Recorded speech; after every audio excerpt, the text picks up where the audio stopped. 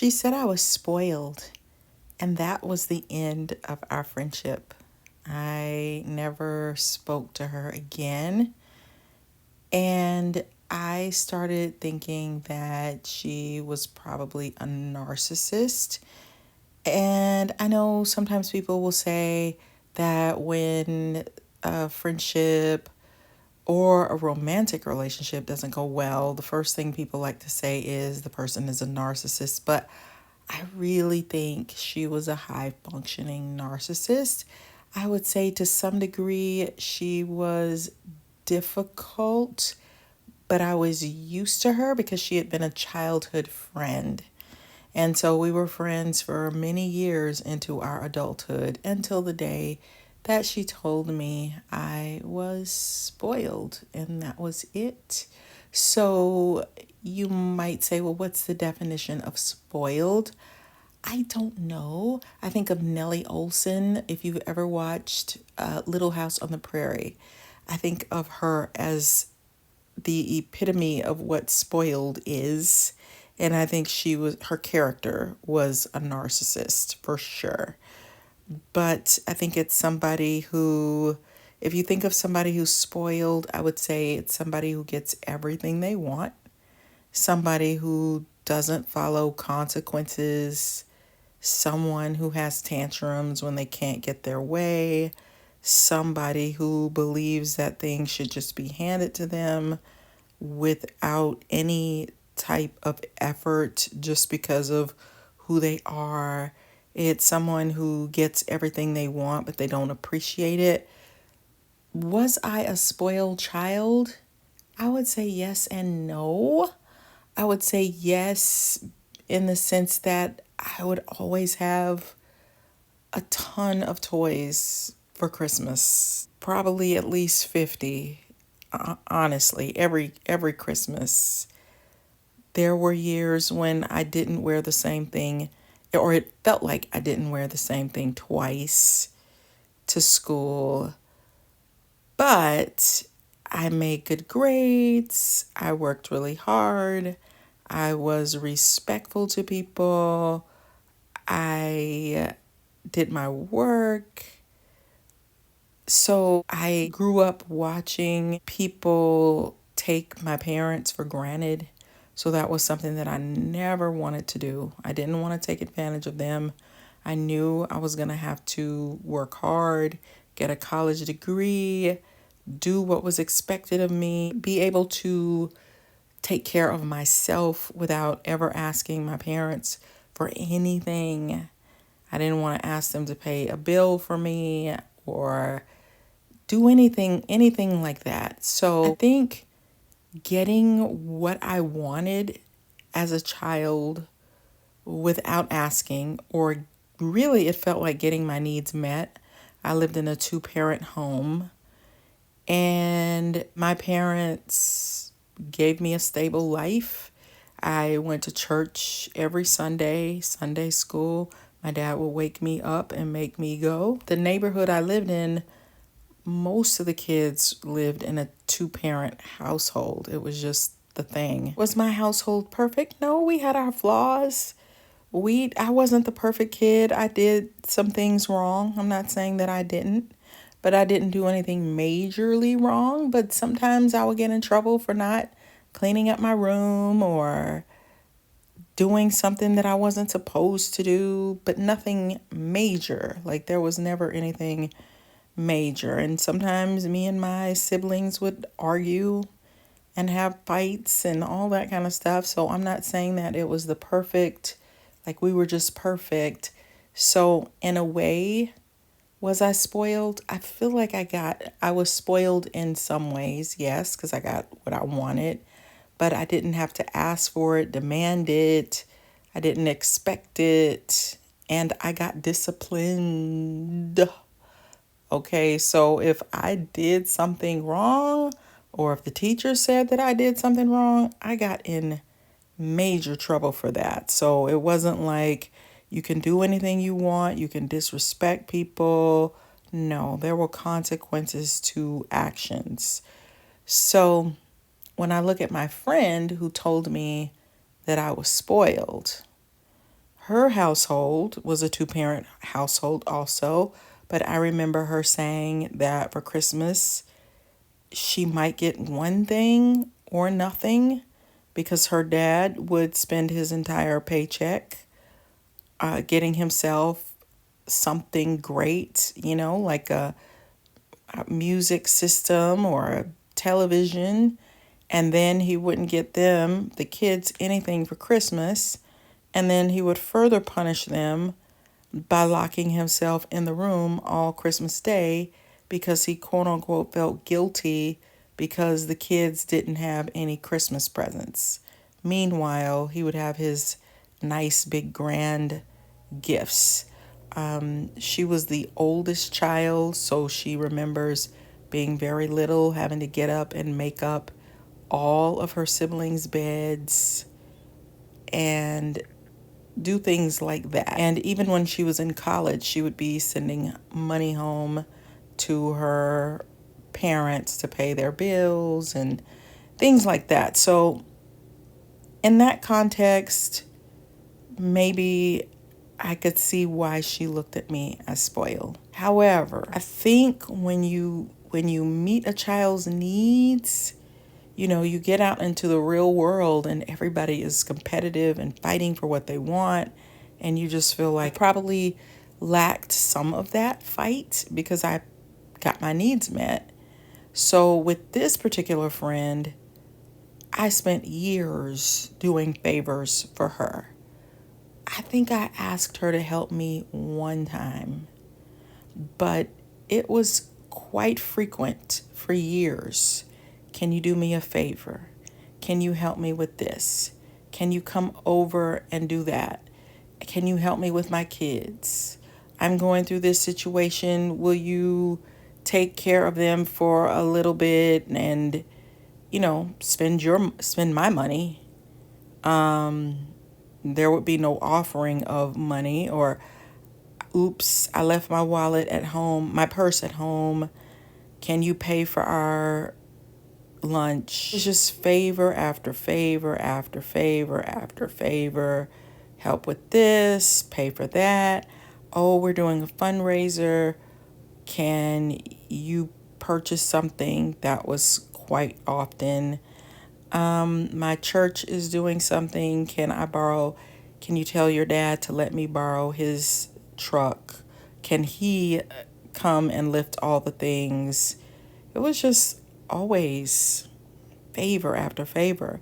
And even the day that she told me that I was spoiled, she laughed and said, before you throw away these particular items, can you give them all to me so that in case I don't know what to do, there would be phone calls late at night. Can you please help me read this paper and check over it and make sure it's okay? So in that moment, I was like, who's the spoiled one? Can I use your parents' address so that my kid can go to the school? And just all these things. Even as kids, there would be things that she would do, like she invited me to an organization to participate in, and at the last minute, she told me, my mom isn't taking you anywhere. You need to tell your parents to take you. Meanwhile, my parents had taken her places when we were going somewhere together, and she would ask my dad to stop and get her some treats, which he would. And I remember my mom was having some problems and she retired early, and some of her friends wanted to give her kind of an at-home retirement type, send her something in the mail type of gift. And I told this friend about it only because my parents had done a lot for her. She had a tantrum.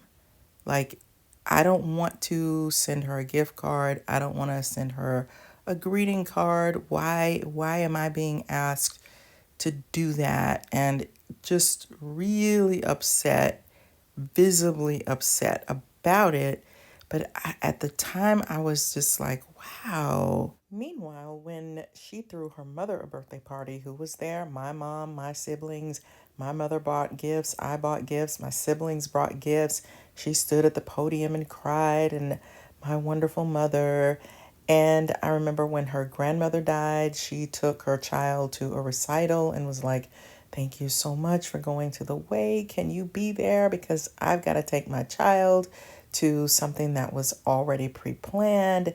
So it was just like a lot of exploitation, in my opinion, and hypocrisy. In light of all this, when my mom had her little at home retirement party that her colleagues wanted to do for her, well, this isn't something that we do, like this type of party. It wasn't. It was, she was going through a lot. There were some medical issues, and it wasn't my idea. It was her coworker's idea, but I never would have included her in it if she hadn't asked my parents for so many things. And my parents had gifted her, every baby shower, wedding shower. They were going to help, just all kinds of things. And I don't think her mom or dad ever did anything for me. And I'm not saying that she was a bad friend or that our friendship was terrible. No, I think even narcissists can kind of learn some rules and be good friends to a certain degree, because I think they learn what society wants. But I definitely felt sometimes like I was an extension of her, which is what narcissists will do. They will exploit you. When I look at who was the spoiled one, I felt like she was the spoiled one. I rarely asked her for anything other than just friendship. Let's just talk. Let's go places together. Let's have fun. Let's be nice to each other. But as far as the constant favors, can you come over? Can you look at this? I really didn't do any of that. So when she told me I was spoiled, it took me aback, because I felt like as much as I have done to help you, how dare you call me spoiled? And that was the end of it. But maybe I was wrong. It was just kind of the last straw. Anybody ever feel like they had a narcissistic friendship? So let's look a little bit deeper at this. A narcissist might perceive someone as spoiled for several reasons, often rooted in their own self-centered worldview and interpersonal dynamics. Here are a few potential explanations. Number one, projection of insecurity. Narcissists often project their insecurities onto others. If they feel inadequate or perceive themselves as lacking in certain privileges, they might label someone as spoiled to deflect attention from their own shortcomings. Two, comparison and competition. Narcissists frequently engage in social comparisons. If they see someone enjoying privileges or advantages, they may interpret that person as spoiled, viewing them as a threat or competitor rather than recognizing their achievements or circumstances. Three, lack of empathy. Narcissists typically struggle with empathy, making it difficult for them to understand or appreciate others' experiences. They might dismiss the complexities of someone's life, reducing it to a simplistic label like spoiled without considering the individual's challenges or efforts. 4. Entitlement. Narcissists often feel entitled to special treatment and may view others who receive support or privileges with envy. They might label these individuals as spoiled to justify their feelings of resentment or anger. And 5, control and manipulation.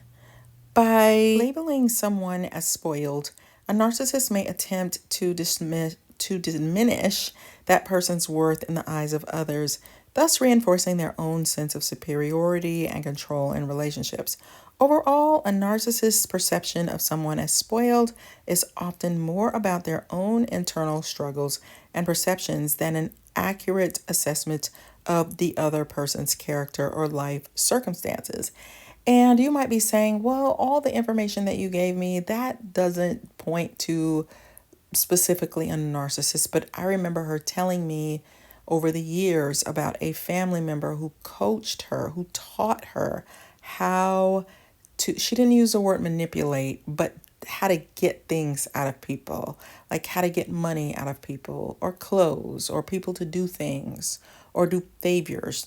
She said that this particular family member groomed her on how to do that 101, like how you get what it is out of people that you want. And I can remember her brothers and sisters doing things to each other that I thought were not very nice. So they would, like, one might have a birthday party and get the other person to pay for it, but it wouldn't be like, hey, I'm short on it would be they would manipulate each other to do it. And so then they would each be angry because this person just tricked me out of my money. So why am I having to pay for their kid's birthday party? This wasn't my idea.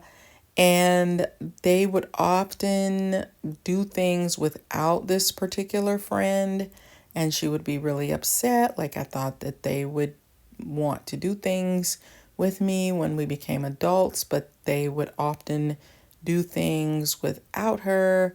So there were a lot of dynamics. There was always somebody who didn't have basic household items, so they would always come over and take the other person's, like, I need this. And there was just a lot of interesting dynamics, to say the least. But have you ever had a friend that you thought was a narcissist, or have you ever been in a relationship with a narcissist? And check out my other narcissistic videos. I think they will enlighten you on narcissism, because it's tough being in friendships with narcissists. So, hey, beautiful people, thanks for watching. I'd love to hear your thoughts in the comments and what topics you want me to explore next. Your feedback means so much to me. Let's keep this adventure going. Don't break up with me.